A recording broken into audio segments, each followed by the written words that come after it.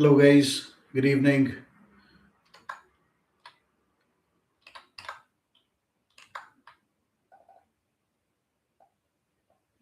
Hey, everyone. Good evening.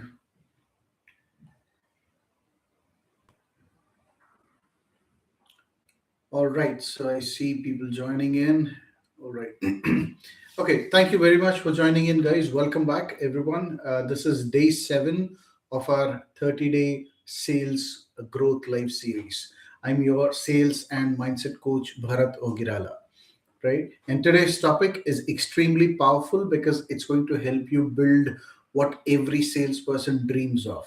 It's called trust, right? Without trust, nothing works, especially in sales. With trust, even a tough customer becomes very easy. So before we get started, let's do our regular warm up. First of all, tell me if you all can hear me and see me clearly. Type yes in the chat box. Okay. Secondly, also tell me which city you're joining in from. Let's see. Today's top sales city. Which city has the most energy today?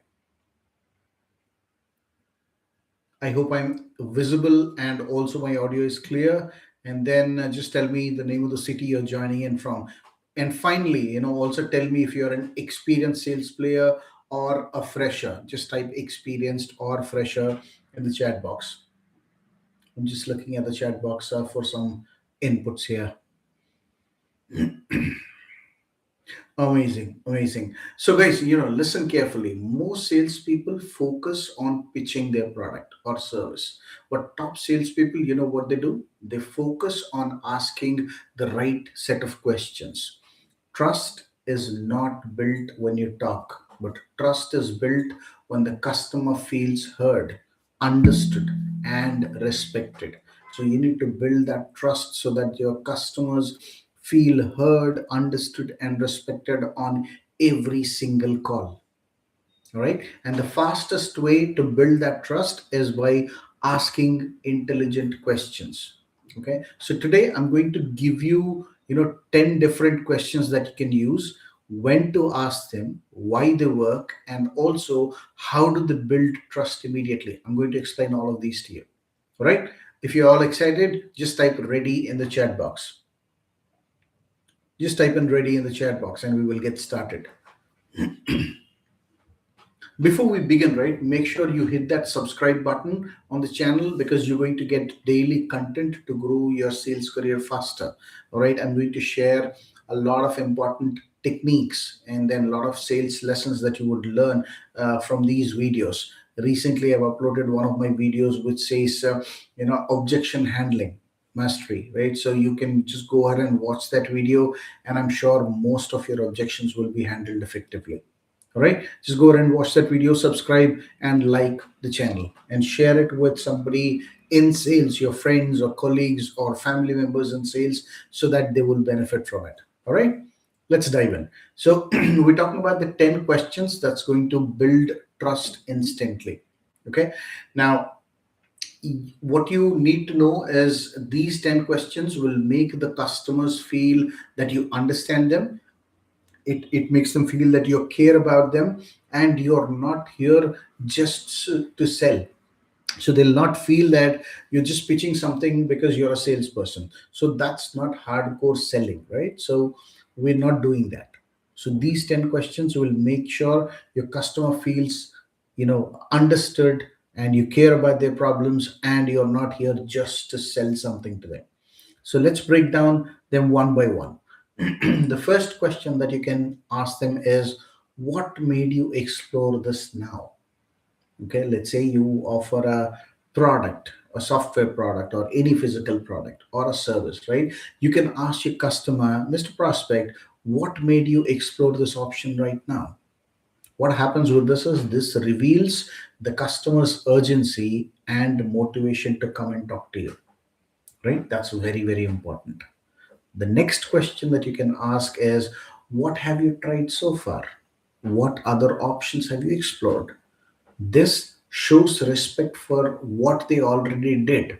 customers will love it because you're already understanding the customer, saying that, okay, I'm sure you would have tried something, and since you're talking to me, I believe that that did not work for you in your favor. So that's an indirect message to the customer. So make sure you ask them, have you tried anything else apart from this tool? What have you tried so far, and what was the main problem? Right, the next question is about the problem. What is the biggest challenge you're facing today? This is a very, very important question. What is the biggest challenge you're facing today? Until unless you know the customer's pain point, you will not be able to provide the right solution. So make sure you ask this question without fail on every single customer call, because this question will make them talk emotionally. They will not look at this as a transaction, but they will connect with you emotionally. And emotions build trust. That's the secret. All right. Now let's move on. The fourth question that you can ask is, how is this challenge affecting your team or your business? Now, let's say they're facing a problem. Now, your question should be, how is this problem affecting your team performance or your business performance? Now, this is where they will reveal the actual pain points automatically, right? So they will start telling you, hey, you know what, our revenue has dipped, or probably our customer retention has gone down, or probably we've lost some important clients in the past few weeks, etc., etc. So all of those actual pain points will come out when you ask this question. How is this challenge affecting your team or your business performance? Okay. Next question, the fifth one is, if you could fix one thing immediately, what would that be? So when you ask this question, what is the challenge? The customer might give you multiple answers. Okay, I'm facing a difficulty in customer retention, revenue drop, customer satisfaction, or probably increased number of tickets, etc., etc. But if you want to filter down what is that one priority for them today, you need to ask this question. If you really want to fix one thing, Mr. Customer, which is on an immediate basis, what would that be? This will help you to identify their real priority. The next question you need to ask them is, what happens if this problem continues for the next 3 months? Right? What you're trying to do is, you ask them what their problem is, you ask them, now, what is their priority, you understood? And then now you're asking them, what will happen if the problem continues for the next 3 months or 6 months? This is going to create urgency without putting on pressure.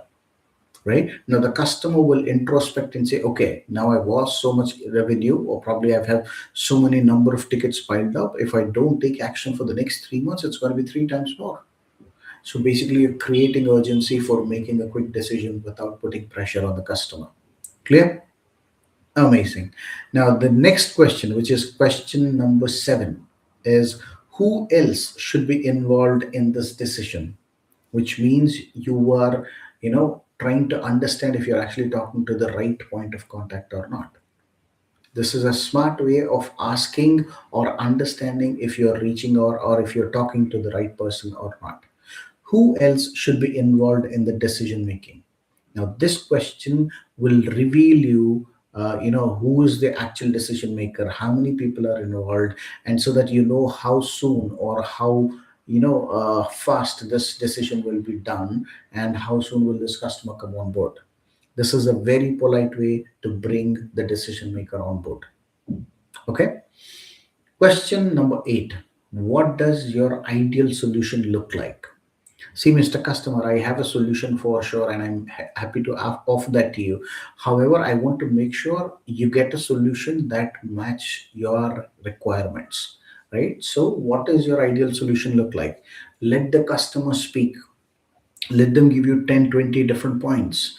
Maybe your product or service only offers about half of them, which is still fine. You are clear if this, if your product or service is a good fit for the customer or not. If it is not a good fit, be honest and tell the customer that this is not a good fit for you. If you think this is a good fit, just let them know, Mr. Customer, I know you gave me, these 5, 6 points, and out of these 4 of them, our practice, our product or service will meet 4 or 5 of them. Right? Would you still want me to give you information? That will be very, very, very honest response. Okay. Now, with this question, what does your ideal solution look like? What you're trying to do is you're making them visualize success. This builds trust instantly again. Okay. Ninth question is, how do you define success for this project, Mr. Customer? Right? Let's say you picked up a product or a service, right? Now, how do you define success? This shows that you care about their goals, not just your quota. When you ask this question, the customer is going to tell you that, okay, if my response rate has increased, I'll be very happy. Well, that will meet our SLAs. Or probably if my revenue has doubled, that is going to help us really well, right? Or the number of tickets has to go down so that the SLAs are met again. So when you're talking about their goals, customer will appreciate that, right? But when you talk about just your number, saying that, okay, no, you take this plan instead of this plan because this will come at about $1,000 and this will come at $5,000. It is very obvious that you're trying to sell something which is more priced for your sake, not for the customer's sake, right? So make sure you ask this question, Mr. Customer, how do you define success for this project? Okay. Now, is there anything else I should keep in mind before suggesting a solution? That's going to be your 10th question, right? Now, what you did is you asked what their pain point is, you understood, you acknowledged that, and now you also asked them what is that will derive or drive success for you in this project. And now the final question comes, which where you're saying, is there anything else at all that I should keep in mind before suggesting a solution to you? This one hits differently because not every salesperson will dare to ask this question, right? When you ask this question, it really shows humility, respect, and the value that you give to the partnership. All right. So these are the questions that you must ask. Okay. Now, why these questions work? Let me tell you why these work, right? Because they make the customer talk rather than just listening. You're asking those questions so that the customer has to respond. They cannot keep quiet. Second, they make you look as a consultant.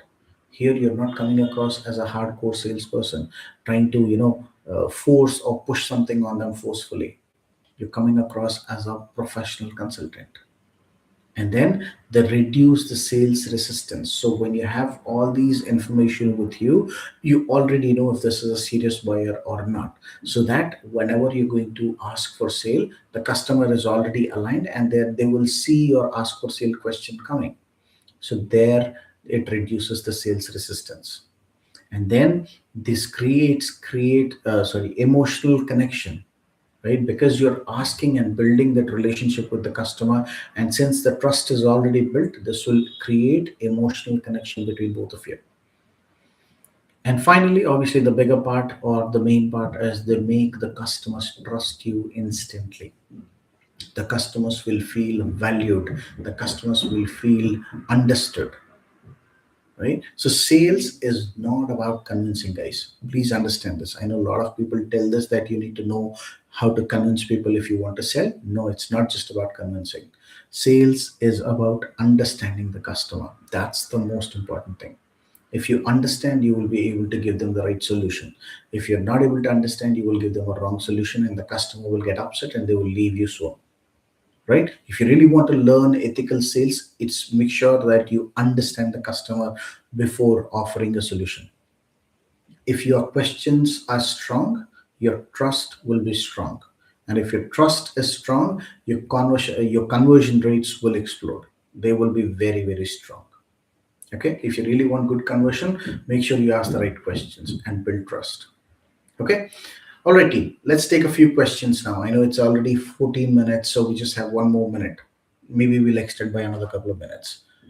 Okay, I have a question here. What if the customers give very short answers? That's a very good question. So if customer is giving you answers very, very short or very briefly, probably a one-word answers, that means that they don't feel safe yet with your conversation. Now, what you need to do is you need to ask softer questions first, build the comfort, and then go deeper. Okay, excellent. The next question I see is, what if the customer does not reveal their real problem? Very, very valid point. Now, what you must do is you need to ask, what are you most worried about? What are you most worried about in this situation? Right now, you know the customer's pain point. Now, instead of asking them, what it is, that is bothering your team, etc., but they're not answering, but you ask them now, what are you most worried about in this situation? Now they'll start talking. This question unlocks deeper honesty. So they'll be very, very honestly telling you what their actual problem is. The next question I see is, should I ask all 10 questions on every call? Absolutely not. No, these are important questions that I gave you. Use at least four or five of them based on the flow. Some conversations might just need two of them, right? You have to make that conscious decision whenever you're talking to a customer. Keep this conversation natural, but you make sure you ask the relevant questions. There is no sequence to these questions. Okay, wonderful. All right, guys, before we close, I know it's already 16th minute here. Before we close, I want you to remember this. Your questions will decide how much trust you earn, and trust decides how fast you can close your deals. I'm sorry about that. So I'll repeat, your questions will decide how much trust you earn, and your trust decides how fast your deals will close. Now, take two steps today. This is what I want you to do. The first thing is join my free course. It's called Sales Success Blueprint. I'm going to help you learn the full sales process in a very, very simple manner. Right from prospecting till closing the deal, I'm going to teach you everything in this free sales course. Okay. I'm going to share the link in the description below. Please go ahead and click on that. Secondly, I'm also conducting a free live masterclass on Saturday at 11 a.m. Okay, this is where I'm going to teach you the advanced frameworks on a live class. Okay, now I'm also sharing the registration link in the description below. Just go ahead, click on it, and register and save your seat because there are only few seats left. And finally, once again, please hit that subscribe button right now. I upload sales lessons. They are very, very powerful, and I do this every single week to help you grow faster. All right. Thank you very much once again for joining day 7. Tomorrow is day 8 of our 30-day program. So we're going to discuss another very important topic, which is called value selling, which means how to charge more and sell faster. Right? When you're selling value, you will be able to charge more and sell faster instead of giving discounts. So do not miss this one. I'll see you tomorrow sharp 9 p.m. Have a nice evening.